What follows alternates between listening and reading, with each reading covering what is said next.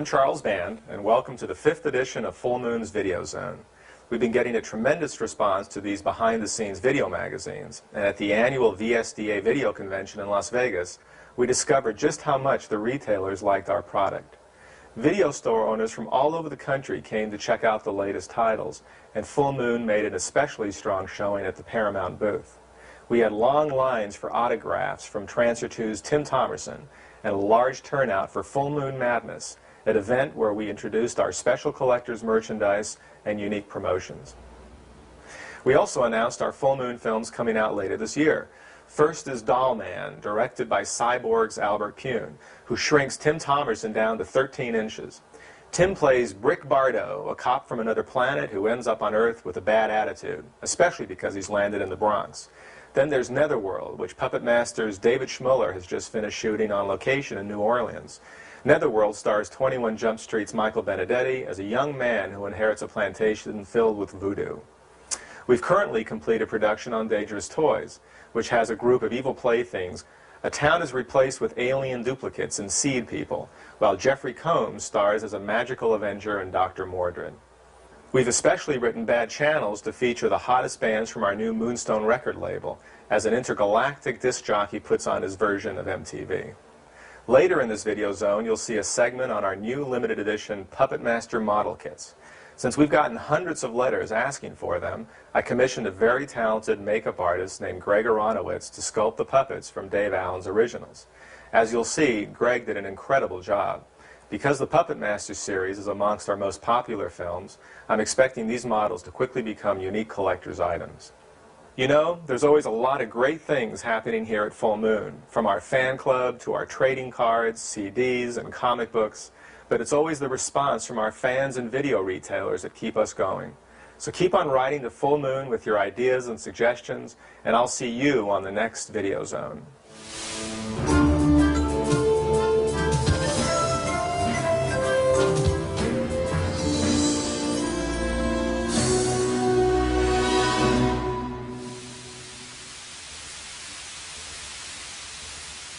Those evil puppets are back, and they are doing horrible things. But this time, they're doing them to the most hideous monsters of history, the Nazis.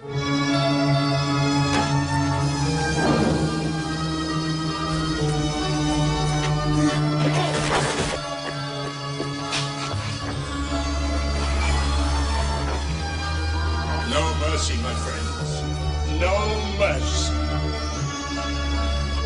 Puppet Master 3. Director Dave Dakota had the unenviable task of recreating Nazi Germany in the San Fernando Valley.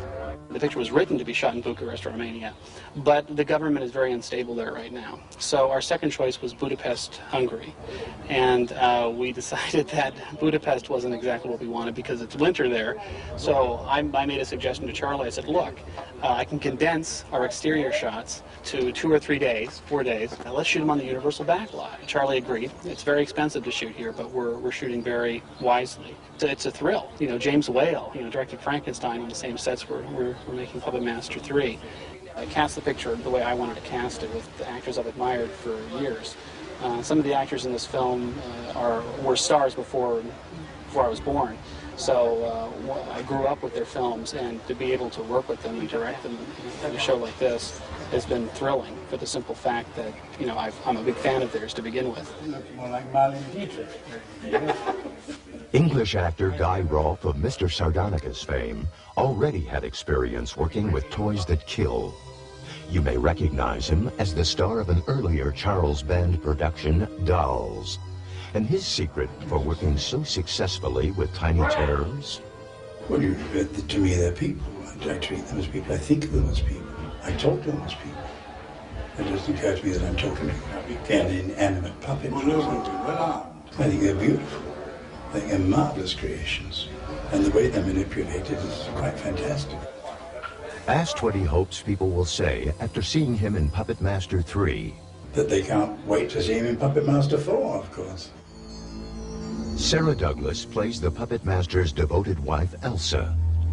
Having been the villainess of the Superman movies, she is no stranger to special effects on the set. It can't be any worse than waiting for Superman to fly, which took days, or dinosaurs and the people at the time forgot, you know, heads that didn't do it when it's supposed to, or tails that didn't twitch when it's supposed to.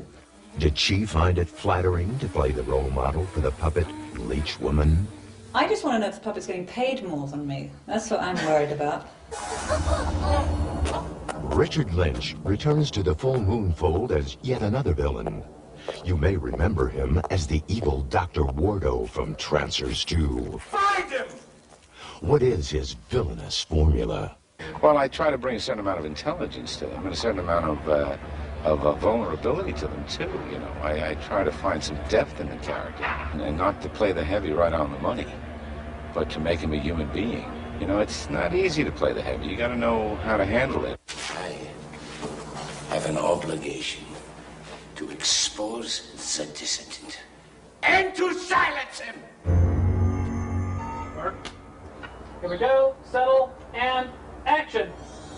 Another classic heavy is Walter Gotell's, who we've seen before as 007's Russian counterpart in countless James Bond films. He reveals the secret to playing a good bad guy. This is not enough, Doctor. It's not to utterly dehumanize him, but then also show that he is incapable of being what I call a considerate human being. Now I don't want any more excuses. It's a humiliation to me. I'd rather have you two shot than be disgraced in Marshal Goering's eyes once again. Now, if you will excuse me, I have a top-level meeting. What does his character, General Mueller, feel about the puppets? Especially his nemesis, Six-Shooter. Utter amazement. What is this joke?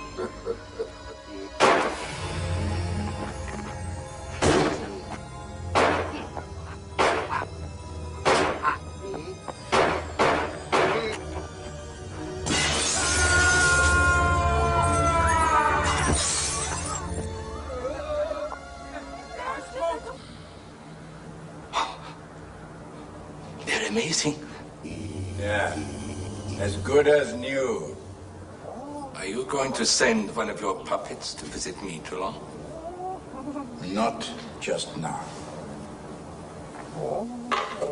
I've never worked with puppets before. I've worked with children and dogs, and an elephant once, you know. But I mean, that's tough. I think we're all going to be upstaged by the puppets, all of us. And behind every upstaging puppet No, I wouldn't get any outfit like this. is an under-the-stage puppeteer. Meet the team behind the puppets of Puppet Masters 1, 2, and 3. Roll call. Like Mickey Mouse Club. Puppeteer roll call, sound off now. Hi, I'm Joanne Bloomfield. I'm John Teska. Chris Endicott. Brett White? I think we've become a very close group working on these films because there are so many times when we've been laying on the floor together or crammed behind desks and one person's elbow in another person's face, and it's insane when if you have a chance to see behind the scenes, you know, what you see is a little puppet going like this, and you get behind the chair and suddenly there's like a half dozen people there. So it certainly has made us closer, you know. The new hotshot in Puppet Master 3 is the heavily armed Six-Shooter. This is, I guess, Toulon's version of an American. And he's not very keen on Nazis or Hitler. And he has this guy do battle with Adolf Hitler, a little puppet that he made. In the story, he works with Toulon's magical formula. But for us, he's a rod puppet, or he's a stop-motion animation puppet, or he's a cable control puppet. This guy is a rod puppet.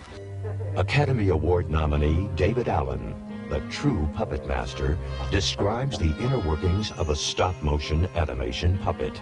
And this is the armature for the Six-Shooter character. Not quite complete, as you see. There's no arms on it yet. This armature will be placed, actually this way, into the mold. The mold will be closed up. Around the armature, a liquid foam rubber is injected inside. And then after that gels, like a cake, we put it in the oven and we bake it for several hours. The mold is parted, and then you have the vulcanized foam rubber with the armature embedded inside. The cable puppet for Six-Shooter uses 420 feet of cable. When you add to that the Teflon lining and housings, you have thousands of feet of material to run one complicated six-armed puppet. One of our main concerns was having a cable-operated puppet that would work as lifelike as possible. And what we were able to do is build a slave system from the puppet to the puppeteer himself. And what that would allow the puppeteer to do is get the most lifelike movement as possible. Because as the puppeteer moved his arms, one set, you would have the six-shooter puppet mimic this exactly. Puppets are the easy stuff. Trying to tell a story is the tough part. Be careful what you say. My friends are very sensitive. You don't know where, and you don't know when. But Full Moon promises that you'll see these puppets again.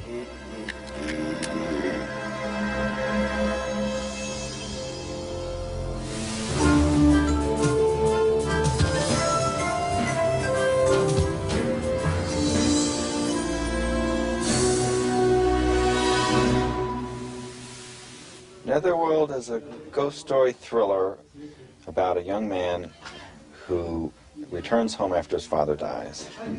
He's inherited his father's estate, and he receives instructions from his father to try to bring his father back alive from the dead.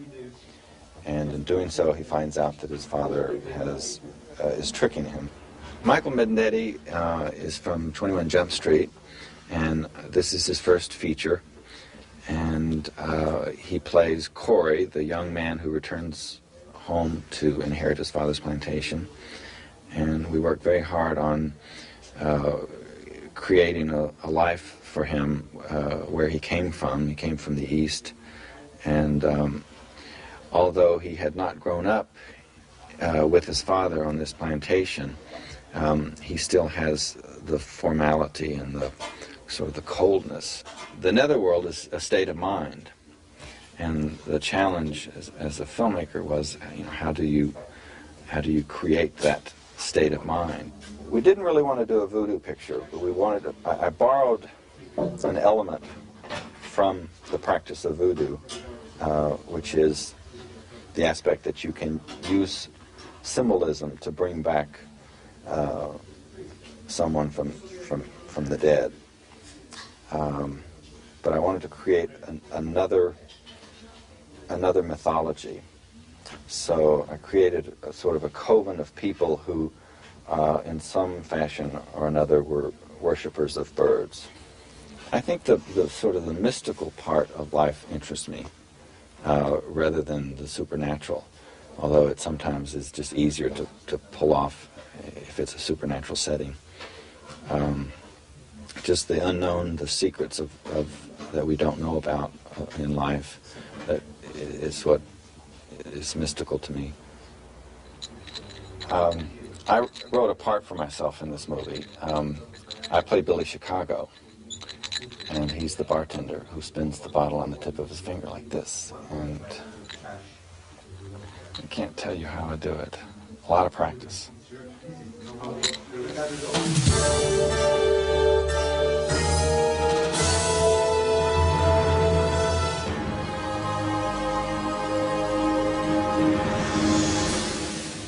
Hi, I'm Greg Aronowitz, and this is Criswell Productions. Here we do a bunch of creatures and effects that you see on film and TV, but I'm going to tell you about one of the most exciting projects we've worked on in a while. When Charlie Band called me up and asked me if I would sculpt and produce the model kits for the Puppet Master series, I was more than happy to agree. I guess we start out the process by first receiving one of Dave Allen's very cool puppets. This is Blade. After I studied the actual puppet, I watched the movie a couple times to get the personality of each character. Then I decide on my position. This is Pinhead. I sculpt it, and then we make the mold. This is a mold for Tunneler. Each mold is a silicone matrix, which means it has a stone casing and a detailed rubber impression of the sculpture inside. It comes in two halves, and we put the two halves together to pour up the final piece. Each character can take up to 6 molds to produce your actual final product. Now we'll pour a Tunneler. Take our 2 halves of the molds after they've been properly released, put them together, secure them with the mold strap so we know that they're going to stay together.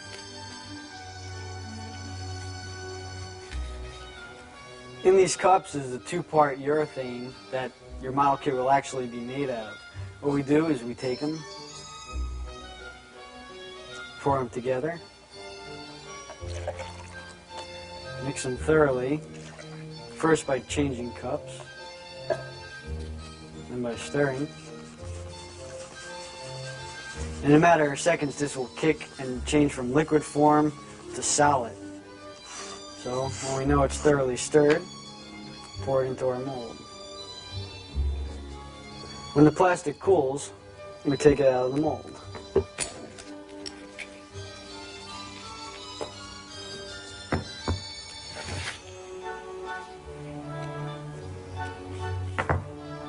There's your silicone.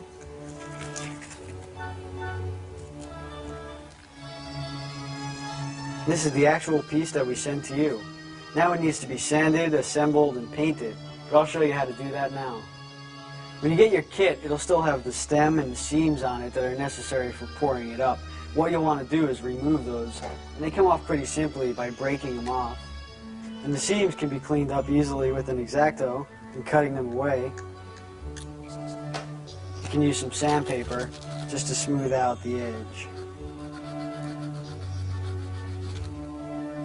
When you have all your seams and stems removed, you'll take the rest of your kit and you'll assemble it. Here's Tunneler almost finished. When he's all together, you'll fill in any holes with the auto body filler, and then you'll prime him. Now he's ready for painting. The primer will help keep the paint sticking to the model.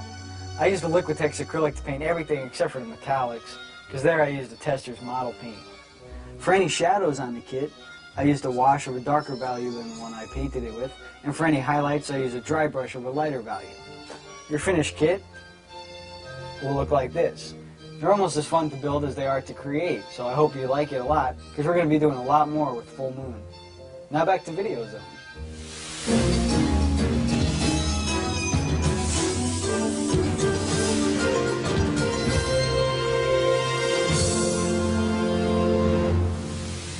On the planet Arcturus, he's the toughest cop around. That's a Kruger blaster, the most powerful handgun in the universe. That's right, fat boy. What do you want, asshole? Nothing. You just gonna walk away? On the planet Earth, he's 13 inches tall. Oh, fuck! That's about the size of it.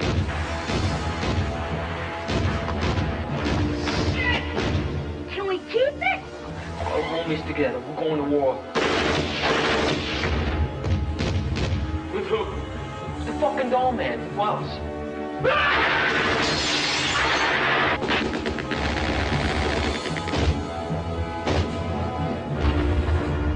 Hey, you in the wrong neighborhood?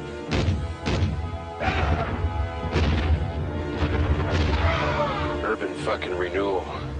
Doll Man. 13 inches with an attitude.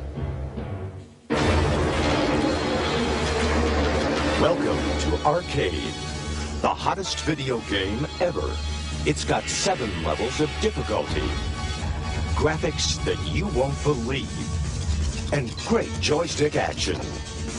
All you need to play are 2 quarters and your soul. Greg? Stacy, where's Greg? Go on, kids. I got something to show you in the other room. This is Arcade. It's so real, you'll think you're actually in the game board. Enjoy.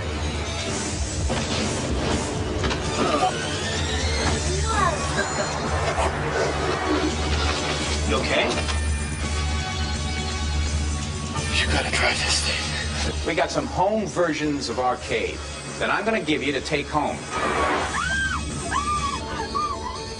Did you play arcade last night? No, my TV was busted. It's alive, Nick. It's listening to us. Shut up! Enough. Is it like, a supernatural evil that you're going out to fight, or is it like space aliens and like pod people and stuff like that? Just stay here, Stilts. And don't watch any TV. Lori? Lori! Alex, please. Get back! Lori, wake up. We have to turn it off, Lori. I'm gonna turn it off. No!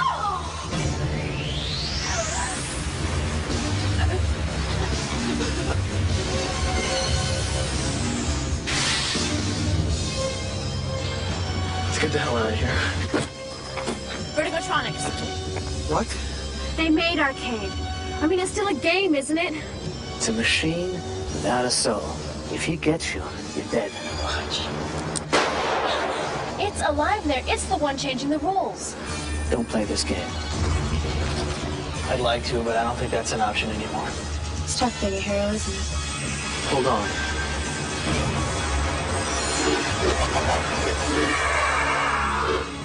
Arcade. Kiss reality goodbye. The makers of Puppet Master and Reanimator take you to a time of madness. Have mercy. Arrest her. An Inquisitor's lust, a woman's innocence. His battle for her soul will create evil's ultimate weapon. Look up. The Pit and the Pendulum. No one escaped. No one. The Pit and the Pendulum, now on video cassette from Full Moon Entertainment. In the dark past, humans were their prey. And blood was their life. Now in modern-day Transylvania, eternal evil has reawakened. I'm afraid for you.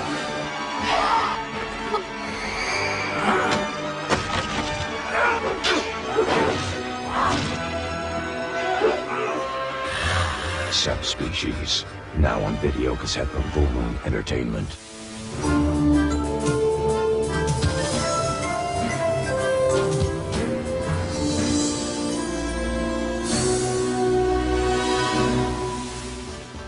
Hi, Full Moon fans. I'm Charlie Spradling, and let me tell you, it was scary enough starring in Puppet Master 2 with those little killer puppets, but now Full Moon has created models of the puppets. They come in a kit, and you put them together. You can get Six-Shooter, Torch, Tunneler, Pinhead, and Blade. He's the one that got me, remember? These great puppet kits come with a certificate of authenticity signed by Greg Oronowitz. He's the creator of the puppet models, and Charles Band from Full Moon. And you can get all that for $90. And let me tell you, they look like the real thing. Now, you can't make them move, but they do look really cool sitting in your living room. Our Full Moon fan club keeps getting bigger and bigger. Don't forget, though, when you join, you get an official Full Moon t-shirt, just like the one I'm wearing. You also get a copy of Moon Flash, which is our quarterly newsletter, and a chance at great collector's items. All that for only $20, and let me tell you, it's a real bargain. When you're at your local record stores, don't forget to pick up Moonstone CDs and tapes. We have scores for movies such as Pendulum, Meridian, starring me, and Puppet Master 1 and 2. Brand new is Subspecies, don't forget to get that one. And coming soon is Netherworld with original songs by Edgar Winters and the music done by John Bon Jovi's keyboardist, David Bryan. God, I can't wait to hear that one. Rawr! Malibu Graphics has some great new comics hitting the stands. Already available are Puppet Master and Subspecies, but coming soon you can get Children of Puppet Master, Dollman, and Trancers. And that's just in time for Trancers 2 trading cards, which will tell you everything you've ever wanted to know about Jack Death. And he's a really scary guy, let me tell you. Says he. To get information about our merchandise or joining the Full Moon Fan Club, be sure to call our Full Moon hotline at 1-800-999-9559 or write to Full Moon Entertainment, P.O. Box 526, 8721 Santa Monica Boulevard, West Hollywood, California, 90069. So until next time, don't forget to join Full Moon Fan Club and check out our great merchandise. Keep sending me those letters and keep watching Videozone.